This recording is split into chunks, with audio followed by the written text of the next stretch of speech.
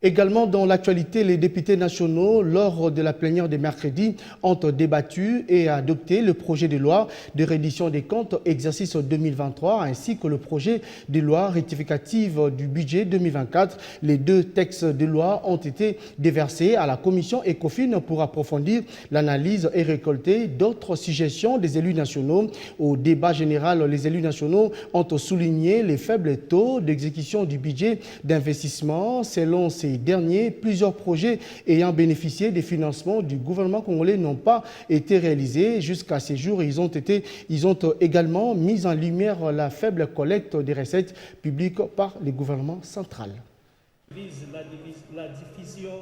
L'Assemblée nationale a jugé recevable le projet de loi portant sur la reddition des comptes pour l'exercice 2023 ainsi que le projet de loi rectificatif du budget exercice 2024. Lors de la séance plénière dédiée aux réponses aux préoccupations des députés, le ministre d'État en charge du budget a présenté et défendu le projet de loi rectificatif de l'exercice budgétaire en cours et levé tout malentendu concernant les inquiétudes relevées. De prime abord, ici est de souligner que l'allocation des ressources a privilégié les dépenses contraignantes, à savoir le service de la dette, les dépenses salariales, la rétrocession aux administrations financières, les 40% des recettes à caractère national et les autres charges exerçant une pression sur les recettes, notamment les dépenses sécuritaires.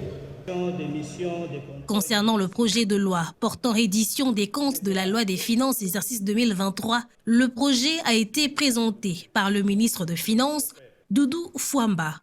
Il en ressort que la mobilisation des recettes a été réalisée à 91,22% par rapport aux prévisions contenues dans la loi.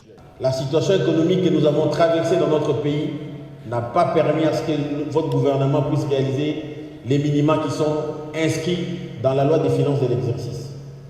Ces raisons sont à la base de ces contre-performances et nous pensons qu'au cours des exercices suivants, si les raisons sont, si nous pouvons arriver à avoir de meilleurs rendements compte tenu du contexte économique qui est en train de se profiler à l'horizon. Dans intervention, les élus nationaux ont fait des remarques autour de deux projets de loi, actuellement en cours d'examen. Ils ont par ailleurs fustigé des dépassements budgétaires en faveur de certaines institutions publiques. Nous allons contrôler chaque trimestre ces gouvernements.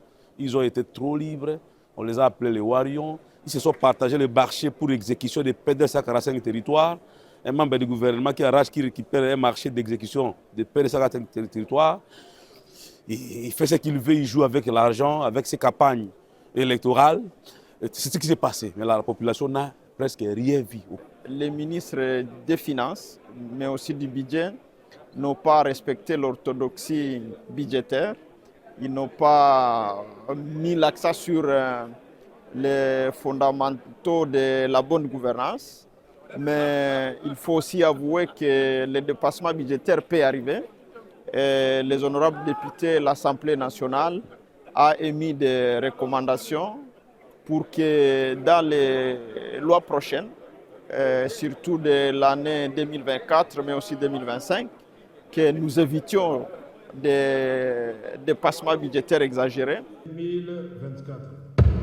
Au final, l'Assemblée nationale a déclaré ce projet de loi recevable aux petites heures du matin avant de le transmettre à la Commission économique et financière qui a 10 jours pour un examen détaillé avant l'adoption en plénière.